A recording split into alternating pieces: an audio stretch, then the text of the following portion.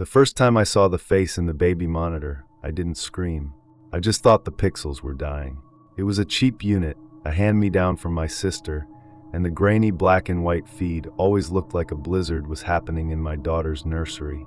But as I sat there in the dark of my living room, the glowing screen perched on the coffee table, I saw a pair of eyes, wide, unblinking, and positioned exactly 6 inches above the crib rail. I'm a single dad. I work remote tech support for a logistics firm, which basically means I spend my life in a headset, staring at blinking lights while the rest of the world sleeps. My daughter Maya is 14 months old. She's at that stage where she sleeps through the night, usually. We live in a 2-bedroom apartment on the 4th floor of a complex that smells like old carpet and industrial lemon cleaner. It's quiet, too quiet sometimes. It was 2:14 a.m. The rain was drumming against the window, a steady, rhythmic tapping that usually helped me focus. I looked back at the monitor. The eyes were gone. I breathed out a long, shaky exhale and rubbed my face. Glitches, I told myself. Compressed video artifacts. The next night, the sound started. It wasn't a cry. Maya is a loud sleeper. She grunts, she rolls, she mumbles. But this was different. It was a wet, sliding sound, like someone dragging a damp sponge across a hardwood floor. I froze, my fingers hovering over my keyboard. I looked at the monitor. Maya was a lump under her pink blanket, perfectly still. But the sliding sound continued. It wasn't coming from the speakers of the monitor. It was coming from the hallway. I took off my headset and stood up. The floorboards in this place are sensitive. They groan if you even think about stepping on them. I crept toward the door, my heart hammering against my ribs like a trapped bird. I peered into the hall. Empty. The bathroom door was cracked open, the way I always leave it. The nursery door was shut. It was inside the nursery. I burst in, flipping the light switch with a violence that made the plastic click snap. Maya bolted upright, blinking, her face crumpling into a confused pout before she started to wail. The room was empty. No one behind the curtains. No one under the crib. Nothing but the smell of the rain and a faint metallic scent, like old pennies. I spent an hour rocking her back to sleep. I felt like an idiot. I was projecting my own exhaustion onto a silent apartment. I put her back down, kissed her forehead, and went back to my desk. I didn't turn the monitor back on. I didn't want to see the pixels play tricks on me again. The third night was when the echo began. I was on a call with a driver in Nebraska whose GPS had frozen. I was walking him through a hard reset when I heard Maya's voice over the monitor. "Dada," she whispered. I smiled. She'd only just started saying it clearly. But then a second later, the monitor picked up a second voice. It was deeper, raspy, like vocal cords coated in sand. "Dada." My blood turned to ice. It wasn't an echo. The timing was off. It was a mimic. I didn't even tell the driver I was leaving. I dropped the headset and sprinted. When I hit the nursery door, I didn't flip the light. I dove for the crib, scooping Maya up in one motion. She was heavy, limp with sleep, and she didn't wake up. Not even when I squeezed her tight. I stood in the center of the dark room, my back to the wall, chest heaving. "Who's there?" I hissed. Silence.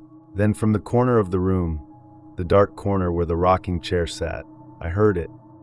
Something moved in the shadows. Not a person. It was too fluid, too low to the ground. It looked like a person folded in half, or maybe something trying very hard to remember what a person looked like. It retreated into the closet, the door clicking shut with a finality that made my knees weak. I didn't stay. I grabbed my keys, threw Maya into her car seat. She still hadn't woken up, which should have been my first real warning, and I drove. I stayed at a Motel 6 10 miles away. I sat on the edge of the bed, watching her breathe, waiting for the sun. When morning came, I felt the madness of the night receding. In the harsh, fluorescent light of a cheap motel, things like folding people don't exist. I convinced myself it was a carbon monoxide leak, or a night terror. I'd been working 60-hour weeks. The brain does weird things when it's starved of REM sleep. I went back at noon. The apartment was bright, dusty, and mundane. I checked the nursery closet. Empty. No secret trapdoors, no monsters. Just a pile of outgrown onesies and a vacuum cleaner. But then I saw it, on the carpet, right where the sliding sound had ended. A trail of moisture. Not water. It was thick, clear, and smelled faintly of copper. It led from the closet directly to the side of the crib, and then it went up the wooden slats. I followed the trail with my eyes. There were faint, damp smudges on the railing, and there, on Maya's white fitted sheet, right next to where her head had been resting, was a perfect wet handprint. Except it had 6 fingers, and the fingers were nearly 8 inches long. I felt a surge of pure, primal adrenaline. I grabbed Maya, who was playing with a wooden block on the floor, and headed for the door. I was done. I'd lose the deposit. I'd sleep in the car. I didn't care. I reached for the front door handle, but it wouldn't turn. It wasn't locked, it was stuck, like it had been welded shut. I pulled, I kicked, I screamed. Nothing. I ran to the window. The glass wouldn't break. I threw a heavy glass vase at it, and the vase shattered into a million pieces, but the window didn't even chip. It didn't even vibrate. It felt like I was hitting a wall of solid steel, painted to look like a view of the parking lot. Then the lights went out. Not just the lights, the sun. It was noon, but the windows went black. Not the black of night, but the black of an empty hole. I backed into the kitchen, holding Maya so hard she started to whimper. "It's okay, baby," I lied, my voice cracking. "It's okay." The monitor on the counter, the one I'd left plugged in, cracked to life. There was no power in the apartment, but the screen was glowing. A bright, sickly green. The feed wasn't showing the nursery. It was showing the kitchen. It was showing me. I watched myself on the tiny screen. I saw the back of my head, and I saw the thing standing directly behind me. It was tall, 8 feet at least, its spine curved against the ceiling like a bow. Its skin was the color of a drowned lung, pale, translucent, and slick. It had no face, just a vertical slit that pulsed with the rhythm of my own heartbeat. It had those long, 6-fingered hands, and one of them was hovering just inches above Maya's head. I didn't turn around. I knew if I turned around, I'd be dead. Or worse. "What do you want?" I whispered, staring at the screen. The slit on its face opened. It didn't have teeth. It had rows of vibrating cilia, like a deep-sea worm. "Dada," it rasped. The sound didn't come from behind me. It came from the monitor, and then I saw the thing on the screen reach out and touch Maya. On the screen, its fingers sank into her shoulder like it was moving through water. In the real world, Maya didn't flinch. She didn't cry. I looked down at the child in my arms. I looked at her closely for the first time since the echo started. Maya has a small strawberry birthmark on her left wrist. Always has. The child I was holding had a birthmark on her right wrist. I dropped her. I couldn't help it. I dropped the thing that looked like my daughter, and it didn't hit the floor with a thud. It landed with a schhhlup. It uncoiled. Its limbs grew longer, its skin turning that sickly, translucent gray. It stood up, mirroring the thing behind me. Now there were 2 of them. "Where is she?" I screamed, backing into the stove. "Where is my daughter?" The 2 things leaned toward each other, their faces pressing together. They made a sound like a radio tuning between stations, static screams, and then finally Maya's laugh. A perfect, crystal-clear recording of the laugh she makes when I tickle her feet. The monitor flickered. The image changed. It showed a room I didn't recognize. It was white, sterile, bright, and featureless. And there, in the center of the room, was Maya.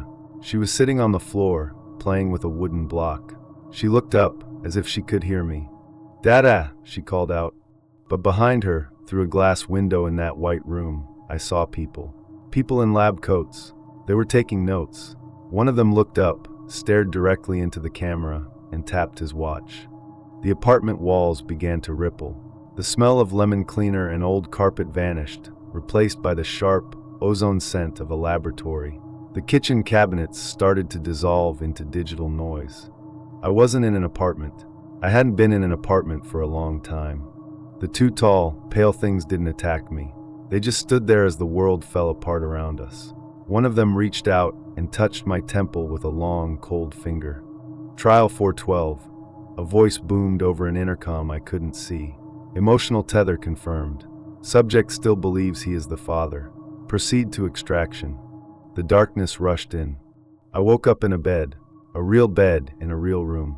The sun was shining through the window. I felt fine. Better than fine. I felt rested. I got up, and walked into the hallway. "Maya?" I called out. A woman walked out of the kitchen. She was beautiful, smiling, holding a cup of coffee. "She's still napping, honey. You okay? You look like you saw a ghost." I don't know this woman. I've never seen her before in my life. But my brain, my lying, traitorous brain, is telling me her name is Sarah. It's telling me we've been married for 6 years. It's telling me everything is normal.